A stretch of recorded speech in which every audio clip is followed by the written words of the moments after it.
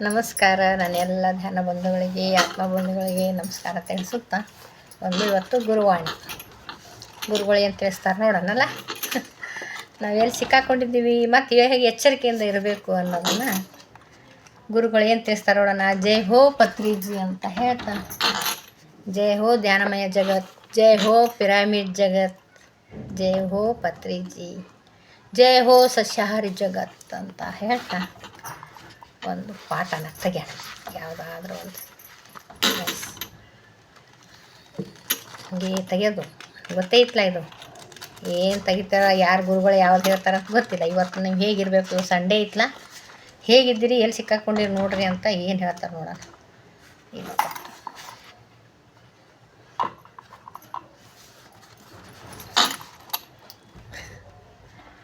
ವೇಗವಾಗಿ ವಿಜಯವನ್ನು ಸಾಧಿಸಬೇಕು ಎಂದುಕೊಂಡರೆ ದೃಢವಾದ ನಿಶ್ಚಯ, ದೃಢವಾದ ಸಂಕಲ್ಪ ಅನಿವಾರ್ಯ. ತಪಸ್ಸು ಮಾಡೋದೇನೈತನಪ್ಪ ಇದು. ಮತ್ತು ವಿಜಯ ಸಾಧಿಸ್ಬೇಕಂದ್ರೆ ಏನು ಮಾಡ್ಬೇಕಂತಾರಂದ್ರೆ ದೃಢವಾದ ನಿಶ್ಚಯ ಇರಬೇಕು, ದೃಢವಾದ ಸಂಕಲ್ಪ ಅನಿವಾರ್ಯ ಅಂತ. ವೇಗವಾಗಿ ಬೇಗ ನಾನು ಜಯ ಗಳಿಸಬೇಕು ಅಂದ್ರೆ ನನ್ನ ಅನಿಸಿಕೆ ಇದು. ಬೇಗ ಜಯ ಗಳಿಸಬೇಕು ಅಂದರೆ ಏನು ಮಾಡಬೇಕು? ದೃಢವಾಗಿರಬೇಕು, ಅದರಲ್ಲೇ ಇರಬೇಕು, ಅದೇ ಮಾಡ್ತಾ ಇರಬೇಕು. ಸಂಕಲ್ಪ ಅನಿವಾರ್ಯ ಆಗಿರ್ತೈತೆ, ಅದೇ ಮಾಡ್ಬೇಕು ಅನ್ನೋ ಸಂಕಲ್ಪ ಅನಿವಾರ್ಯವಾಗಿ ಮಾಡಲೇಬೇಕು. ಆವಾಗ ವಿಜಯ ಸಿಗ್ತದೆ ನನಗೆ ಅಂತ ನನ್ನ ಅನಿಸಿಕೆ. ನೋಡೋಣ ಗುರುಗಳು ಏನು ತಿಳಿಸ್ತಾರೆ. ಗುರುಗಳು ತಿಳಿಸೋದು ಬೇರೆ ಇರ್ತದೆ. ಜೈ ಹೋ ಪತ್ರಿಜಿ ಅಂತ ಹೇಳ್ತಾ, ವಿಜಯವನ್ನು ಸಾಧಿಸುವುದು ಎಷ್ಟು ಮುಖ್ಯವೋ ಅಂದುಕೊಂಡ ಸಮಯದಲ್ಲಿ ಅಂದುಕೊಂಡದ್ದಕ್ಕಿಂತಲೂ ಕಡಿಮೆ ಸಮಯದಲ್ಲಿ ಸರಿಯಾದ ಸಮಯದಲ್ಲಿ ಸಾಧಿಸುವುದು ತುಂಬ ಮುಖ್ಯ. ನೋಡ್ರಿ ಏನು ತಿಳಿಸಿದ್ರೆ, ಈಗ ವಿಜಯನೂ ಬೇಕಂತ ಸಾಧಿಸ್ತೀವಿ, ಎಷ್ಟೋ ಅದು ಮುಖ್ಯನೇ. ಅಂದ್ಕೊಂಡ್ರೆ ಸಮಯಕ್ಕಿಂತ ಮುಂಚೆ ಮಾಡ್ಬೇಕಂತ, ಸರಿಯಾದ ಸಮಯದಲ್ಲಿ ಸಾಧಿಸೋದು ಅದು ಮುಖ್ಯ ಅಂತ. ಒಂದು ಜನ ಏನೋ ಮಾಡ್ಬೇಕಂದೆ, ನಿಜವಾಗ್ಲೂ ಇದು ಬೇಕಾಗಿತ್ತು ನಮಗೆ. ಮಾಡ್ಬೇಕನ್ನೋ ಗುರಿ ಐತಿ, ಸಂಕಲ್ಪ ಐತಿ. ಆದ್ರೆ ಅದರಿಂದನೂ ಇದ್ದೀವಿ ಅಂತ ಅನ್ಕೊತೀನಿ ನಾನು ಕೂಡ. ಯಾಕೋ ಸ್ವಲ್ಪ ನನ್ನದೇ ಮಿಸ್ಟೇಕ್ ಐತೇನೋ ಅಂತೀನಿ. ಏನಂದ್ರೆ ನನಗೆ ಪಿರಮಿಡ್ ಕಟ್ಟಿಸ್ಬೇಕು. ಇಲ್ಲಿ ನಮ್ಮೂರಲ್ಲಿ ಒಂದು ಪಿರಮಿಡ್ ಆಗಬೇಕು, ಧ್ಯಾನ ಮಂದಿರ ಆಗಬೇಕು. ಈ ಜನ ಎಲ್ಲರೂ ಧ್ಯಾನ ಮಾಡಿ ಎಲ್ಲನೂ ಪಡ್ಕೋಬೇಕು. ಆಯುಷ್ಯ, ಆರೋಗ್ಯ, ಆನಂದ ಆರೋಗ್ಯ ಎಲ್ಲ ಪಡ್ಕೋಬೇಕು. ಆನಪಾನ ಸತಿ ಧ್ಯಾನ ಮಾಡಬೇಕು. ಪಿರಾಮಿಡಲ್ಲಿ ಕೂತು ಧ್ಯಾನ ಮಾಡಿದ್ರೆ 3 ಪಟ್ಟು ಹೆಚ್ಚು ಎನರ್ಜಿ ಬರ್ತೈತಲ್ಲ, ಆ ಶಕ್ತಿನೇ ಅದ್ಭುತವಾಗಿದ್ದೈತಿ. ಸುಮ್ಮನೆ ಕೂತು ಧ್ಯಾನ ಮಾಡೋದು, ಹೋಗಿ ಕೂತ್ರೂ ಕೂಡ ಆ ಎನರ್ಜಿ ಏನು ಮಾಡ್ತದೆ, ನಮ್ಮನ್ನು ಶುದ್ಧ ಮಾಡಿಬಿಡ್ತದೆ. ನಮ್ಮ ಮನಸ್ಸು ಶುದ್ಧ ಆಗಿಬಿಡ್ತದೆ, ಶರೀರನೂ ಶುದ್ಧ ಆಗ್ತದೆ. ಅಷ್ಟು ಪಿರಾಮಿಡಲ್ಲಿ ಶಕ್ತಿ ಐತಿ. ಅದಕ್ಕಾಗಿ ಈ ಊರಲ್ಲಿ ನಾನೊಂದು ಪಿರಮಿಡ್ಡು ನಾನು ಮಾಡ್ತೀನಲ್ಲ, ಗುರುಗಳೇ ಮಾಡ್ತಾಯಿದ್ದಾರೆ. ಮಾಡಬೇಕು ಪ್ರಯತ್ನ ಪಡ್ತಾ ಇರ್ತೀವಿ, ಹೋಗ್ತಾ ಇರ್ತೀವಿ, ಬರ್ತಾ ಇರ್ತೀವಿ. ಭಾಳ ವರ್ಷ ಮತ್ತು 3 ವರ್ಷದಿಂದ ಪ್ರಯತ್ನ ಪಡ್ತಾನೆ ಇರ್ತೀನಿ. ಆಗ್ತಾ ಇಲ್ವಲ್ಲ, ಏನಿದೆ ನನ್ನದೇ ಮಿಸ್ಟೇಕ್ ಐತೇನೋ ಅಂತ ಅನ್ನಿಸ್ತೈತೆ. ಯಾಕಂದ್ರೆ ದೃಢ ಸಂಕಲ್ಪ ಮಾಡೀನಿ, ಆದ್ರೆ ಯಾವಾಗ ಆಗ್ತದೆ ಆಗಲಿ ಬಿಡು ಅನ್ನೋದು ತಪ್ಪೇನೋ ಅಂತ ಅನ್ನಿಸ್ತೈತೆ. ಇದು ಗುರುಗಳು ಇವತ್ತು ನನಗೆ ಹೇಳ್ಯಾರಂದ್ರೆ ಬಡ್ದು ಎಬ್ಬಿಸಿದಂಗೆ ಆಯಿತು. ಹೋಗಿ ಮುಂದುವರೆದು ಕೆಲಸ ಮಾಡಬೇಕು. ಕೆಲಸಕ್ಕೆ ಆಗ್ತದೆ ಬಿಡು, ದೇವ್ರು ಮಾಡ್ತಾನೆ. ಕೌದಿ ಹೊಚ್ಕೊಂಡು ಕಿಟಕಿ ತೆಗಿಲಾರೆ, ಬಾಗಿಲು ತೆಗಿಲಾರೆ, ಕೌದಿ ಹೊಚ್ಕೊಂಡ್ಬಿಟ್ಟು ನಾನು ಮಲ್ಕೊಂಡ್ಬಿಟ್ರೆ ಸೂರ್ಯನ ಬೆಳಕು ಕಾಣಿಸ್ತಾನೆ. ಸೂರ್ಯ ಬಂದಾನ, ಎದ್ದು ಬೆಳಕು ಬಂದೈತಿ, ಎಲ್ಲ ಐತಿ. ನಾನು ಸ್ವಲ್ಪ ಕಣ್ಣಿನ ಮೇಗಿನ ಕೌದಿ ತೆಗಿಬೇಕು. ಆಮೇಲೆ ಏನು ಮಾಡಬೇಕು, ಕಿಟಕಿ ಬಾಗಿಲು ತೆಗಿಬೇಕು. ಇಂಪಾರ್ಟೆಂಟಾಗಿ ಮೊದಲು ಕಣ್ಣು ತೆಗಿಬೇಕು. ಹೌದಿಲ್ಲ? ಇವು 3 ಸ್ವಲ್ಪ ನನ್ನದೇ ಬೇಜವಾಬ್ದಾರಿ ಐತೇನೆ ಅಂತ ಅನ್ಕೋತೀನಿ. ಯಾಕಂದ್ರೆ ನಂದು ಶಾರೀರಿಕವಾಗಿ ಮನೆ ಪರಿಸ್ಥಿತಿ ಮತ್ತು ಅದಕ್ಕಾಗಿ ಅಲ್ಲಿ ಇಲ್ಲಿ ಓಡಾಟ, ಇದಕ್ಕಾಗಿಯೇ ಸ್ವಲ್ಪ ಹಿಂದೆ ಬಿದ್ದೋದೇನೋ ಅಂತ ಅನ್ಕೊತೀನಿ. ಗುರುಗಳು ಮತ್ತೆ ಎಚ್ಚರಿಸಿದ್ರು ಈ ಪಾಠದ ಮೂಲಕ. ದೃಢ ಸಂಕಲ್ಪ ಏನೋ ಐತಿ. ನಾನು ಅಂದ್ಕೊಂಡು ಟೈಮಿಗಿಂತ ಬೇಗ ಮಾಡಬೇಕಾಗಿತ್ತು. ಇಷ್ಟೊತ್ತಿಗೆ ನಮ್ಮೂರಲ್ಲಿ ಪಿರಮಿಡ್ ಆಗಬೇಕಾಗಿತ್ತು.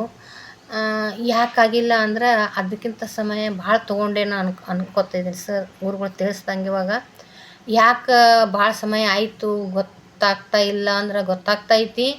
ನನ್ನ ಶಾರೀರಿಕವೂ ಲೇಜಿನೆಸ್ಸು, ಆಲಸ್ಯತನೂ ಯಾವಾಗ ಆಗ್ತದೆ ಆಗಲಿ ಬಿಡು ಅನ್ನೋದಕ್ಕಾಯಿತು. ನಾನು ಶ್ರಮ ಪಟ್ಟರೂ ಕೂಡ ಅದಕ್ಕೆ ಸ್ವಲ್ಪ ನನಗೆ ರೆಸ್ಪಾನ್ಸ್ ಬರಲಾರ್ದಕ್ಕೆ ನನಗೆ ಮನಸ್ಸು ಹಿಂದಕ್ಕೆ ಸರಿತು, ಗೊತ್ತಾಗಲಿಲ್ಲ. ಅದಕ್ಕಾಗಿ ಇವಾಗ ಮತ್ತೆ ನಾನು ನಿಜವಾಗ್ಲೂ ಗುರುಗಳ ಪಾಠ ಬಂದೈತಂದ್ರೆ ಇದು ಅಂದುಕೊಂಡ ಸಂಕಲ್ಪ ಅಂದ್ಕೊಂಡಿನಿ. ಸಮಯ ಭಾಳ ಆಯಿತು. ಇನ್ನು ನಮ್ಮ ಸಾಕ್ಷಿಯಾಗಿ ಹೇಳ್ತೀನಿ, ಹೆಚ್ಚು ಪ್ರಯತ್ನ ಪಡಬೇಕಾಗೈತಿ. ಇವಾಗ ತುಂಬ ಸರಳ ಐತಿ. ಇವಾಗ ಹೋಗಿ MLA ಹತ್ರ ಹೋಗೋದು ಮಾಡೋದು ಒಂದು ಸ್ವಲ್ಪ ಸಣ್ಣ ಪ್ರಯತ್ನ. ನಾನು ಸ್ವಲ್ಪ ಕಿಟಕಿ ಬಾಗಿಲು ತೆಗ್ದಂಗೆ ಸ್ವಲ್ಪ ಹೋಗಬೇಕಂತ ಗುರುಗಳು ಎಚ್ಚರಿಸಿದ್ರು ಅನ್ಕೋತೇನೆ. Yes, thank you. ಮತ್ತೆ ಎಚ್ಚರಿಕೆ ಬಂತು. ಇದಕ್ಕೋಸ್ಕರ ಸ್ವಲ್ಪ ಹೆಚ್ಚು ಪ್ರಯತ್ನ ಮಾಡ್ತೀನಿ ಹೋಗೋಕ್ಕೆ ಮಾಡೋಕ್ಕೆ ಅಂತ ಹೇಳೋಕ್ಕೆ ಇಷ್ಟಪಡ್ತೀನಿ. ಸಂಕಲ್ಪ ಸರಿಯಾಗಿ ಸಮಯದಲ್ಲಿ ಸಾಧಿಸೋದು ಮುಖ್ಯ. ಸರಿಯಾದ ಸಮಯದಲ್ಲಿ ಸಾಧಿಸಬೇಕಾಗಿತ್ತು, ಇಷ್ಟೊತ್ತಿಗೆ ಆಗಬೇಕಾಗಿತ್ತು, ಯಾಕಾಗಿಲ್ಲ, ಇನ್ನು ಮೇಲೆ ಆಗೋಕ್ಕೆ ಪ್ರಯತ್ನ ಮಾಡೋಣ ಅಂತ ಹೇಳೋಕ್ಕೆ ಇಷ್ಟಪಡ್ತೇನೆ. ಹಾಗೆ ನಡೆಯಬೇಕು ಎಂದುಕೊಂಡರೆ ನಮ್ಮ ದೃಷ್ಟಿ ನಮ್ಮ ವಿಜಯ ಮೇಲೆ ಬಿಟ್ಟು ಪಕ್ಕಕ್ಕೆ ಹೋಗಕೂಡದು. ಏಕಾಗ್ರ ಚಿತ್ತದಿಂದ ಇರಬೇಕು. ಇದೀನಿ ಇಲ್ಲ ಅನ್ನಲ್ಲ, ನಾನು ಏಕಾಗ್ರ ಚಿತ್ತದಿಂದ ಮಾಡ್ತಾಯಿದ್ದೀನಿ, ಧ್ಯಾನ ಮಾಡ್ತಾಯಿದ್ದೀನಿ, ಧ್ಯಾನ ಪ್ರಚಾರ ಮಾಡ್ತಾಯಿದ್ದೀವಿ. ಇದರಲ್ಲಿಂದ ಸ್ವಲ್ಪ ಹಿಂದೆ ಬಿದ್ದಿರ್ಬೇಕು. ನಾನು ಪಕ್ಕಕ್ಕೆ ಹೋಗಿ ಅನ್ಕೋತೀನಿ. ಬೇಜಾರಾಯಿತು ನಾನು ಸ್ವಲ್ಪ ಮಧ್ಯದಲ್ಲಿ ಸ್ವಲ್ಪ ಅದಕ್ಕೆ ಅದು ಏನಾಗುತ್ತೆ ಆಗಲಿ ಬಿಡು ಅಂತ ಬಿಟ್ಟಿದ್ದೂ ಆಯಿತು. ಅದಕ್ಕೂ ಆಯಿತು. ಇನ್ನೂ ಒಂದು ಕಾರಣ ಏನು ಅಂದ್ರೆ ಈಗ ನಿಮ್ಮ ಮುಂದೆ ಹೇಳ್ಕೊಳ್ಳೋದು ಕಾರಣ ಯಾಕಂದ್ರೆ ಪಿರಮಿಡ್ ಮಾಡೋದಕ್ಕಿಂತ ಮುಂಚೆ ಜ್ಞಾನಾರ್ಥಿಗಳು ಜಾಸ್ತಿ ಆಗಬೇಕು ನಮ್ಮ ಊರಲ್ಲಿ ಅನ್ನೋದು ಬಂತು. ಯಾಕಂದರೆ ಒಬ್ಬರು ಇಬ್ಬರು ಪಿರಮಿಡ್ ಕಟ್ಟಿಸಿದ ತಕ್ಷಣ ಅವರೆಲ್ಲ ಹೋಗಿ ಧ್ಯಾನ ಮಾಡೋಕ್ಕೆ ಒಬ್ಬರು ಇಬ್ಬರು ಕಡೆಯಿಂದ ಏನು ಆಗಲ್ಲ.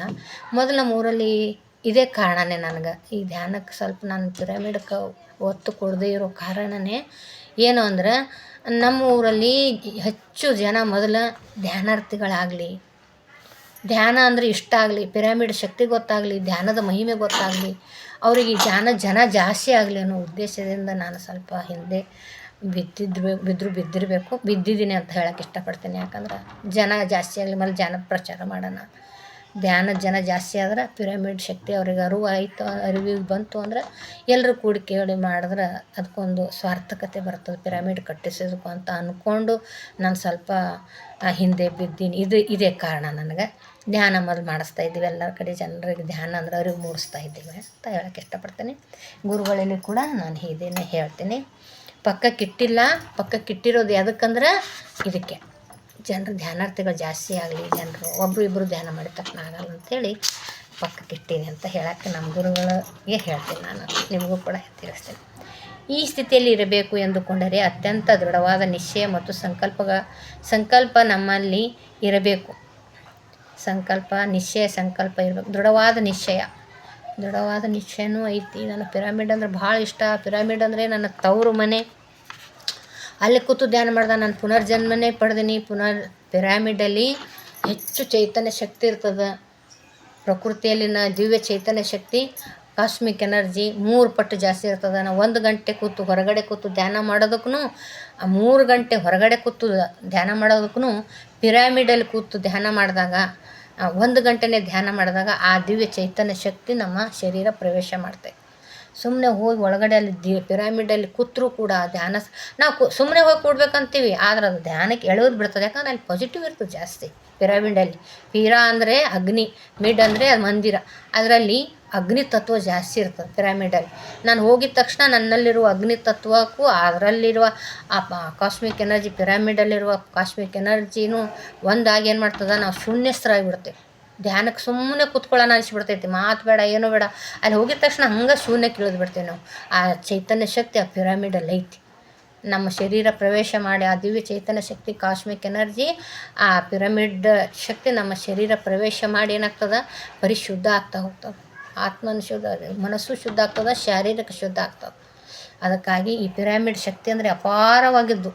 ಪಿರಮಿಡಲ್ಲಿ ಕೂತು ಧ್ಯಾನ ಮಾಡೋದಂದ್ರೆ ಅದೇನದು ಅಮೃತ ಕುಡಿದಷ್ಟೇ ಸುಲಭ. ಶಾರೀರಿಕ ರೋಗ ಕಡಿಮೆ ಆಗ್ತದೆ. ಮತ್ತು ಪಿರಮಿಡಲ್ಲಿ ದೇವತೆಗಳ ವಾಸ ಇರ್ತದೆ. ಎಷ್ಟು ಒಳ್ಳೇದು ಇರ್ತದಲ್ಲ, ಎಲ್ಲಿ ಒಳ್ಳೇದಿರ್ತೈತಿ ಅಲ್ಲಿ ಒಂದು ಊದಿನ ಕಡ್ಡಿ ಹಚ್ಚಿನಿ ಅಂದಮೇಲೆ ಅಲ್ಲೆಲ್ಲ ಏನಿರ್ತೈತಿ, ಕೆಟ್ಟ ವಾಸನೆ ಇರುವುದಿಲ್ಲಲ್ಲ. ಪಿರಮಿಡ್ ಅಂದ್ರೇನು, ಇವಾಗ ಒಂದು ಪಿರಮಿಡ್ ಬಗ್ಗೆ ಹೇಳಬೇಕು ಅಂದ್ರೆ ಪ್ರಕೃತಿಯಲ್ಲಿ ಎನರ್ಜಿ ಐತಿ. ಪ್ರಕೃತಿಯಲ್ಲಿ ಎನರ್ಜಿ ಇದ್ದದಕ್ಕೆ ನಾವು ಕೂಡ ಇರೋದು. ಈಗ ನನ್ನಲ್ಲಿ ಎನರ್ಜಿ ಐತಿ. ಮತ್ತು ಆಗ ಇನ್ನೂ ಪ್ರಕೃತಿ ಪಿರಮಿಡಲ್ಲಿ ಹೇಗೆ ಎನರ್ಜಿ 3 ಪಟ್ಟು ಜಾಸ್ತಿ ಅಂತಂದ್ರೆ ಪಿರಮಿಡಲ್ಲಿ ಆಯತಾಕಾರನೇ ಬೇರೆ ಇರ್ತೈತದು. ಪಿರಮಿಡ್ ಆಯತಾಕಾರ ವಾಸ್ತುವಾಗಿ ಅದು ಬೇರೆಯೇ ಇರ್ತೈತೆ. ಅದಕ್ಕೊಂದು ಇಂಜಿನಿಯರ್ ಇರ್ತಾರೆ ಅದನ್ನು ಕಟ್ಸಕ್ಕೆ ಅಂತೇಳಿ. ಅದರ ವಾಸ್ತು ಬೇರೆ ಇರೋದರಿಂದ ಪ್ರಕೃತಿಯಲ್ಲಿನ ಚೈತನ್ಯ ಶಕ್ತಿನ ಸೆಳೆದುಕೊಳ್ಳುವ ಎನರ್ಜಿ ವಾಸ್ತು ಇರ್ತೈತೆ. ಈಗ ಹೆಂಗೆ ನಾವು ಮನೆ ಕಟ್ತೀವಲ್ಲ, ಮನೆ ಕಟ್ಟಿದಾಗ ಮನೆ ವಾಸ್ತು ಮಾಡ್ತೀವಲ್ಲ, ಹಾಗೆಯೇ ಪಿರಮಿಡಲ್ಲಿ ಕೂಡ ವಾಸ್ತು ಇರ್ತೈತೆ. ತೋರಿಸ್ತೀನಿ ಪಿರಮಿಡ್.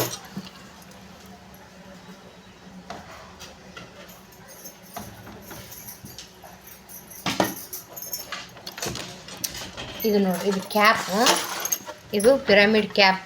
ಈ ಥರ ನಾನು ಹಾಕೊಂಡ್ಬಿಟ್ಟು ಮನೇಲಿ ಕೂತ್ಕೊಂಡಾಗ ಈ ಥರ ಹಾಕೊಂಡ್ಬಿಟ್ಟು ಧ್ಯಾನ ಮಾಡಿದ್ರೆ ಇದ್ರೊಳಗೆ ಶಕ್ತಿ, ಚೈತನ್ಯ ಶಕ್ತಿ ಶೇಖರಣೆ ಮಾಡ್ಕೊಂಡಿರ್ತೈತೆ.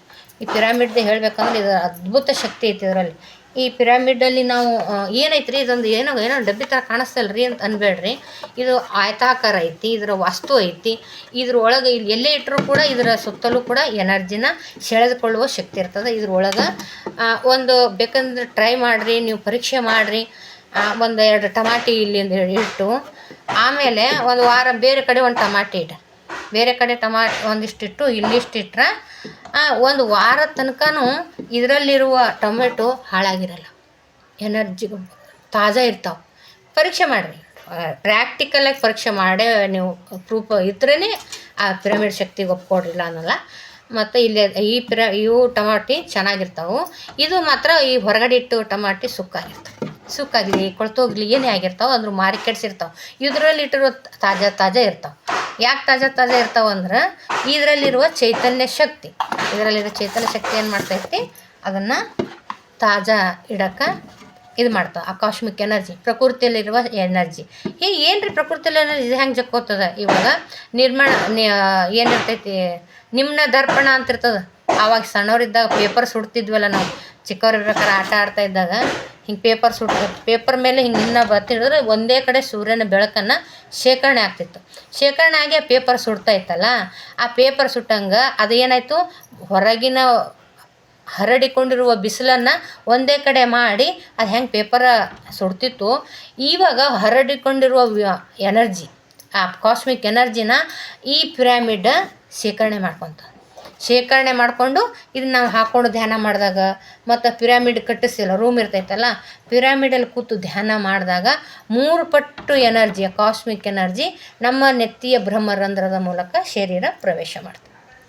ಆವಾಗ ನಮ್ಮ ನಾಡಿಗಳು ಎಲ್ಲ ಬ್ಲಾಕೇಜ್ಗಳೆಲ್ಲ ಓಪನ್ ಆಗ್ತಾವೆ.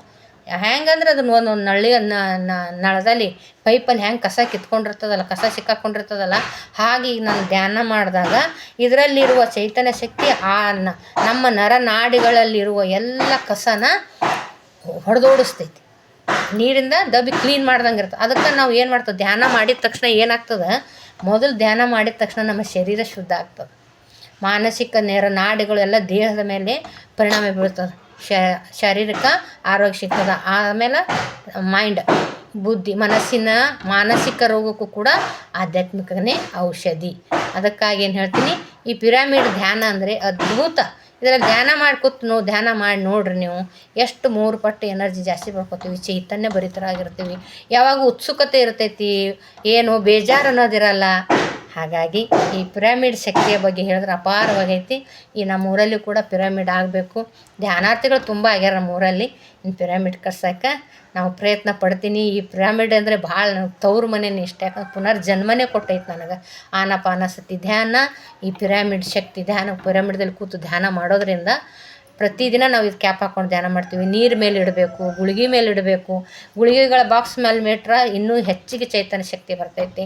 ಅನಿವಾರ್ಯ ಆಗಿರ್ತಲ್ಲ ಗುಳಿಗೆ ತೊಗೊಳ್ಳೋದು ಕೂಡ. ನಮಗೊಬ್ರು ಒಮ್ಮೊಮ್ಮ ಎಷ್ಟೇ ಧ್ಯಾನ ಮಾಡಿ ಅಂದರೂ ಒಮ್ಮೊಮ್ಮೆ ಬಿಡಲಾರ್ದಂಗಾಗಿ ಒಂದೊಂದು ಟ್ಯಾಬ್ಲೆಟ್ ನಾವು ಮಾಡ್ಕೊಳ್ಳೇಬೇಕು. ಇದು ನನ್ನ ಶರೀರಕ್ಕೆ ಬಂದಾಗ ಒಂದೊಂದು ಸಾರಿ ನಾವು ಹಾಸ್ಪಿಟ್ಲಿಗೆ ಹೋಗಿ ಏನೇನೋ ಮಾಡ್ಕೋಬೇಕಾಗ್ತದೆ.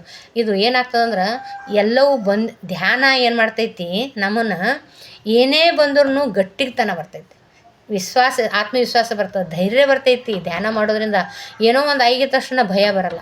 ಧ್ಯಾನ ಮಾಡೋದ್ರಿಂದ ಧೈರ್ಯ ಬರ್ತದೆ, ಆತ್ಮಸ್ಥೈರ್ಯ ಜಾಸ್ತಿ ಆಗ್ತದೆ. ಮತ್ತು ಚೈತನ್ಯ ಶಕ್ತಿ ಕೂಡ ನಮ್ಮ ಶರೀರ ಪ್ರವೇಶ ಮಾಡಿ ಮುಖದಲ್ಲಿ ಕೂಡ ಗ್ಲೋ ಬರ್ತೈತಿ. ಮೇಕಪ್ ಮಾಡ್ಕೊಳ್ಳೋ ಅವಶ್ಯಕತೆ ಇಲ್ಲ, ಹೆಣ್ಣು ಮಕ್ಕಳು ಹಂಗಿರ್ತೈತಿ. ಮತ್ತು ಬಾಡಿ ಕೂಡ ಚೈತನ್ಯ ಬರ್ತದೆ, ಸ್ಕಿನ್ ಚೆನ್ನಾಗಾಗ್ತದೆ. ಭಾಳ ಇದರಿಂದ ಇದ್ರ ಉಪಯೋಗಗಳು ಭಾಳ ಅದಾವೆ. ಏನು ಮಾಡಬೇಕು, ಈ ಕ್ಯಾಪ್ ಹಾಕ್ಕೊಂಡು ಮನೆಯಲ್ಲಿ ನನ್ನ ವಯಸ್ಸು ಎಷ್ಟಿರ್ತದೆ ಅಷ್ಟು, ನಾನು 50 ವರ್ಷದವಳಿದ್ರೆ 50 ನಿಮಿಷ, 20 ವರ್ಷದವಳಿದ್ರೆ 20 ನಿಮಿಷ, ಇಷ್ಟು ಬ್ರಾಹ್ಮಿ ಮುಹೂರ್ತದೊಳಗೆ ಧ್ಯಾನಸ್ಥರಾದೇವಂದ್ರೆ ಆ ಬ್ರಾಹ್ಮಿ ಮುಹೂರ್ತದಲ್ಲೂ ಕೂಡ ಕಾಸ್ಮಿಕ್ ಎನರ್ಜಿ ಜಾಸ್ತಿ ಇರ್ತೈತೆ. ಆ ದಿವ್ಯ ಚೈತನ್ಯ ಶಕ್ತಿ ಜಾಸ್ತಿ ಇರ್ತೈತೆ. ಈ ಪಿರಾಮಿಡ್ ಶಕ್ತಿಯಲ್ಲಿ ಜಾಸ್ತಿ ಇರ್ತದೆ. ಅವಾಗ ನಮ್ಮ ಮೈಂಡು ಕೂಡ ಪೀಸ್ಫುಲ್ ಆಗಿರ್ತದೆ. ಯಾಕಂದ್ರೆ ಮನ್ಕೊಂಡು ಎದ್ದಿರ್ತೀವಿ, ಫ್ರೆಶ್ ಆಗಿರ್ತೀವಿ. ಹಾಗಾಗಿ ಭಾಳ ವಾತಾವರಣವೂ ಪರಿಶುದ್ಧವಾಗಿರ್ತದೆ, ನಮ್ಮ ಮನಸ್ಸು ಕೂಡ ಮೈಂಡ್ ಕೂಡ ಪರಿಶುದ್ಧವಾಗಿರ್ತೈತಿ. ಆವಾಗ ಈ ಬ್ರಾಹ್ಮಿ ಮುಹೂರ್ತದಾಗ ಬ್ರಹ್ಮನೇ ಒಂದು ಸೃಷ್ಟಿಸುವ ಸಮಯ ಅದು. ಒಂದು ಜೀವನ ಸೃಷ್ಟಿಸುವ ಸಮಯ ಯಾವುದು? ಬ್ರಹ್ಮ ಮುಹೂರ್ತ. ಇವಾಗ ನಮ್ಮ ಸಣ್ಣ ಪುಟ್ಟ ರೋಗಗಳು, ಸಣ್ಣ ಪುಟ್ಟ ಬಯಕೆಗಳು ಈಡೇರುವುದಿಲ್ಲೇನು? ಎಲ್ಲ ಬೇಕಾಗಿದ್ದೆಲ್ಲ ಸಿಗ್ತದೆ. ಅದಕ್ಕೆ ಈ ಬ್ರಾಹ್ಮಿ ಮುಹೂರ್ತದಲ್ಲಿ ಈ ಕ್ಯಾಪ್ ಹಾಕ್ಕೊಂಡು ಧ್ಯಾನ ಮಾಡಲೇಬೇಕು. ಈ ಪಿರಮಿಡ್ ಕ್ಯಾಪ್ ಕೆಳಗಡೆ ಮಾತ್ರೆಗಳು ಇಡಬೇಕು. ಅವು ಎನರ್ಜೆಟಿಕ್ ಆಗಿರ್ತಾವೆ. ಮತ್ತು ನೀರಿನ ಮೇಲೆ ಮುಚ್ಚಬೇಕು. ಒಂದು ಬಿಂದಿಗೆಯಲ್ಲಿ ನೀರಿನ ಮೇಲೆ ಮುಚ್ಚಿದ್ರೆ ಆ ಕಾಸ್ಮಿಕ್ ಎನರ್ಜಿ ಎಳೆದುಕೊಂಡಿರೋ ಶಕ್ತಿ ಎಲ್ಲ ನೀರೊಳಗೆ ಸೇರ್ತದೆ. ನೀರಿಗೆ ನೆನಪಿನ ಶಕ್ತಿ ಜಾಸ್ತಿ, ಸಂಗ್ರಹಣೆ ಹೀರ್ಕೊಳ್ಳೋ ಶಕ್ತಿ ಜಾಸ್ತಿ. ಪಾಸಿಟಿವ್ ಇದರಲ್ಲಿರುವ ಪಾಸಿಟಿವ್ನ ನೀರು ಹೀರ್ಕೊತೈತಿ. ಆ ಅಮೃತವಾದ ನೀರು ಕುಡಿಯೋದ್ರಿಂದ ನಮ್ಮ ಶರೀರದಲ್ಲಿರುವ ರೋಗ ರುಜಿನಗಳೆಲ್ಲ ವಾಸಿ ಆಗ್ತಾವೆ. ಮತ್ತು ಮುಖ ತೊಳೆಯೋದ್ರಿಂದ, ಕಣ್ಣುಗಳು ಚಿಮ್ಮಿಸ್ಕೊಳ್ಳೋದ್ರಿಂದ ಅದು ಚೈತನ್ಯ ಬರ್ತಾರೆ. ಏನು ಪವರ್ಫುಲ್ ಇರ್ತಾವೆ ನೀರು. ಪಿರಮಿಡ್ ಕ್ಯಾಪ್ ಇಟ್ಟು ರಾತ್ರಿ ಎಲ್ಲ ಪಿರಮಿಡ್ ಕ್ಯಾಪ್ ಇಟ್ಟು ಬೆಳಗ್ಗೆ ನೀರು ಆ ನೀರಿಂದ ಕಣ್ಣು ತೊಳ್ಕೊಂಡ್ರೆ, ಮುಖ ತೊಳ್ಕೊಂಡ್ರೆ, ಮತ್ತು ಆಮೇಲೆ ಕುಡಿದ್ರೆ ನರನಾಡಿಗಳೆಲ್ಲ ಕ್ಲೀನ್ ಆಗ್ತಾವೆ. ಶರೀರ ಶುದ್ಧ ಮಾಡ್ತೈತಿ. ಅಮೃತ ಥರ ನೀರದು ಪಿರಮಿಡ್ ಕ್ಯಾಪ್ ಇಟ್ಟು ನಾವು ಡೈಲಿ ಒಂದು ನಮ್ಮ ಗಡಿಗೆ ಮಾಡೀವಿ. ಅದ್ರ ಮೇಲೆ ಅದು ಕಂಪಲ್ಸರಿ ಒಂದು ಪಿರಮಿಡ್ ಕ್ಯಾಪನ್ನು ಮುಚ್ಚಿಬಿಟ್ಟೆ ಅದನ್ನು ತುಂಬಿಸೋದು, ಮುಚ್ಚೋದು. ಎಷ್ಟು ಅದ್ಭುತ ರುಚಿನೂ ಕೂಡ ಅಷ್ಟೇ ಆಗ್ತಾವೆ. ಭಾಳ ಅದ್ಭುತ ರುಚಿ ಕೊಡ್ತಾವೆ. ನೀವು ಬೇಕಿದ್ರೆ ಅದು ಅದರಲ್ಲಿ ಏನಿರ್ತದೆ, ಕಾಸ್ಮಿಕ್ ಎನರ್ಜಿ ಸೇರಿ ಅಮೃತ ಆಗಿರ್ತೈತೆ. ಅದು ನೀರು ಗಂಗಾ ಪವಿತ್ರವಾಗಿರ್ತದೆ. ಅದಕ್ಕಾಗಿ ಅದು ಸ್ವಾದನೂ ಕೂಡ ಅಷ್ಟೇ ಅದ್ಭುತವಾಗಿರ್ತೈತಿ. ಅದು ಬಳಸಿ ನೋಡಿರಿ. ಪಿರಮಿಡ್ ಕ್ಯಾಪ್ ಹಾಕ್ಕೊಂಡು ಧ್ಯಾನ ಮಾಡೋದು, ಮಾತ್ರೆಗಳ ಮೇಲೆ ಇಡೋದು, ನೀರಿನ ಮೇಲೆ ಇಡೋದು, ತರಕಾರಿಗಳ ಮೇಲೆ ಇಡೋದು, ನಾವು ಮಾಡಿರೋ ಅಡುಗೆಗಳ ಮೇಲೆ ಇಟ್ಟರೆ ಅದು ಎನರ್ಜಿ ಬೇಗ ಇನ್ನೂ ಹೆಚ್ಚಿನ ಪ್ರಸಾದವಾಗ್ತದೆ ಅದೆಲ್ಲನೂ. ಇಷ್ಟು ಹೇಳಕ್ಕೆ ಬರ್ತೀನಿ. ಮತ್ತು ಹೀಗೆ ಒಂದು ಅನುಭವ ಅಂದ್ರೆ ಇದೇ ನಾನು ಪಿರಮಿಡ್ ಹಾಕ್ಕೊಂಡು ಧ್ಯಾನ ಮಾಡೋದ್ರಿಂದ ನನಗೆ ಗುಳಿಗೆ ಕೂಡ ಕಡಿಮೆ ಆಗ್ಯಾವ. ಕಿಡ್ನಿ ಹಾಕ್ಕೊಂಡ್ಮೇಲೆ ಎಲ್ಲರೂ ಕಂಪಲ್ಸರಿ ಗುಳಿಗೆ ತೊಗೋತಾರೆ ಒಬ್ರೊಬ್ರು. ಯಾಕಂದ್ರೆ ಹೊರಗಡೆ ಹಂಗೆ ಹಾಕ್ಕೊಂಡಿರ್ತೀವಲ್ಲ, ಅದಕ್ಕೆ ತೊಗೊಳ್ಳೇಬೇಕು. ನನ್ನ ಜೊತೆ ಇರೋರು 8,000-9,000 ಸಾವಿರ ರೂಪಾಯಿ ಗುಳಿಗೆ ತೊಗೋತಾರೆ. ನನ್ನ ಜೊತೆ ಕಿಡ್ನಿ ಟ್ರಾನ್ಸ್ಪ್ಲಾಂಟ್ ಮಾಡ್ಕೊಂಡವರು ನಾವು ಮಾತ್ರ ಒಂದು ತಿಂಗಳಿಗೆ ಬರೀ 2,000 ರೂಪಾಯಿ ಮಾತ್ರೆ ತಗೋತೀನಿ. ತುಂಬ ಮಾತ್ರೆಗಳೆಲ್ಲ ಕಡಿಮೆನೂ ಆಗ್ಯದ. ಮಾತ್ರೆಗೆ ಅವಶ್ಯಕತೆ ಇಲ್ಲ. ಯಾಕೆ ಹೇಳ್ರಿ? ನಾವು ಇವಾಗ ಒಂದು ದೇಹದ ನ್ಯೂನತೆ ಆಗಿತ್ತಂದ್ರೆ, ಅದಕ್ಕೆ ಆರಾಮ ತಪ್ಪಿತ್ತು ಅಂದ್ರೆ ಅದಕ್ಕೆ ಯಾವ ಔಷಧಿ ಕೊಡಬೇಕು, ಏನು ಗುಳಿಗೆ ಎಷ್ಟು ಕೊಡಬೇಕು, ಗುಳಿಗೆ ಕೊಡಬೇಕಾಗಿದೆ. ಈಗ ನಾನು ಕೊಡ್ತೀನಿ.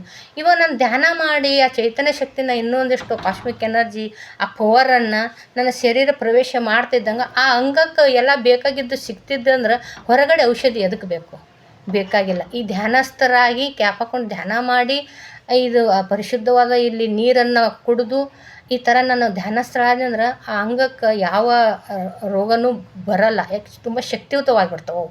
ಆ ಶಕ್ತಿಯುತವಾದಾಗ ಯಾವ ಗುಳಿಗೆ ಅವಶ್ಯಕತೆಯೂ ಇಲ್ಲ.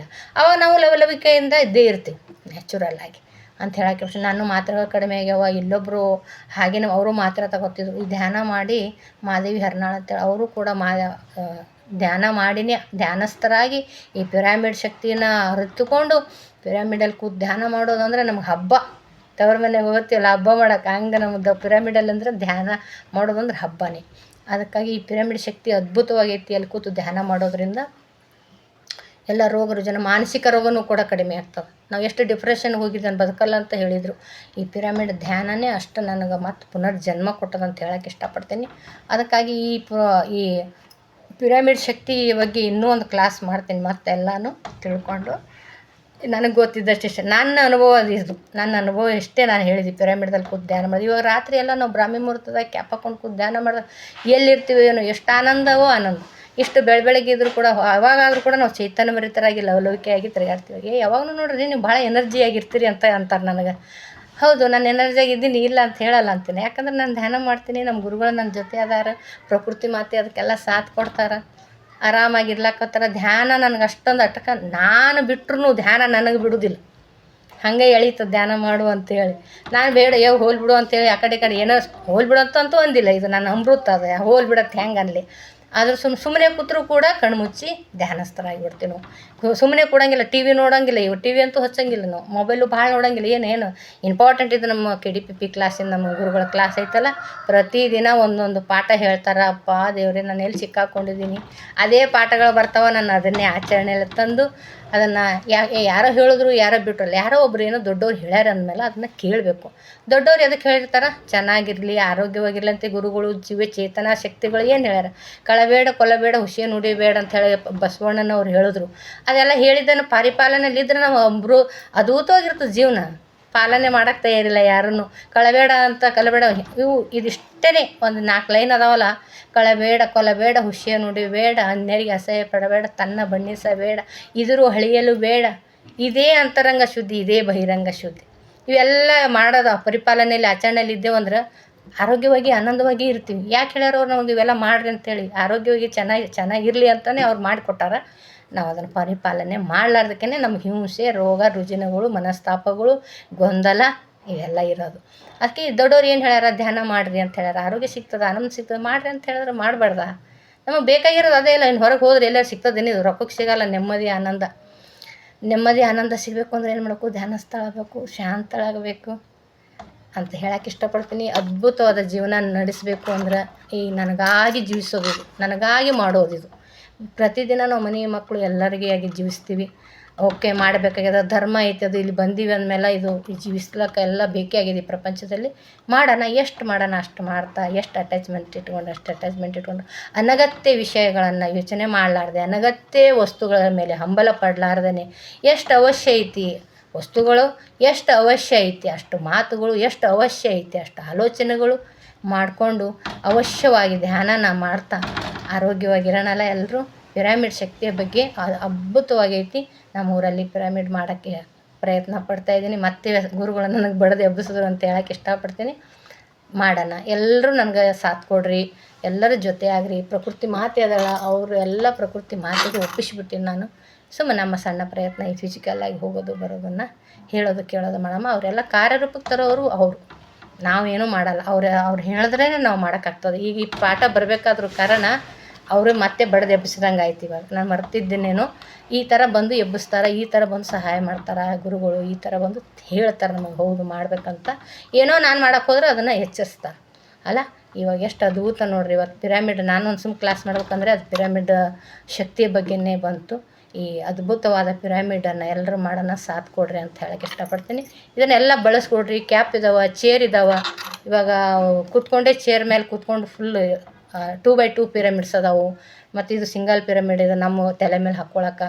ಮತ್ತು ದೊಡ್ಡ ಮನೆ 10x10 ಪಿರಮಿಡ್ ಮಾಡ್ಬೋದು. 20x20 ಒಂದು ಪಿರಮಿಡ್ ಅಂದ್ರೇನು? ಧ್ಯಾನ ಮಂದಿರ ಅಷ್ಟೇ. 10x10 ಒಂದು ರೂಮ್ ಮಾಡ್ತಾರೆ. ಈ ಥರ ಮೇಲ್ಗಡೆ ಈ ಶೇಪ್ ಮಾಡ್ತಾರೆ. ಅದು ವಾಸ್ತು ಪ್ರಕಾರವಾಗಿರ್ತೈತಿ.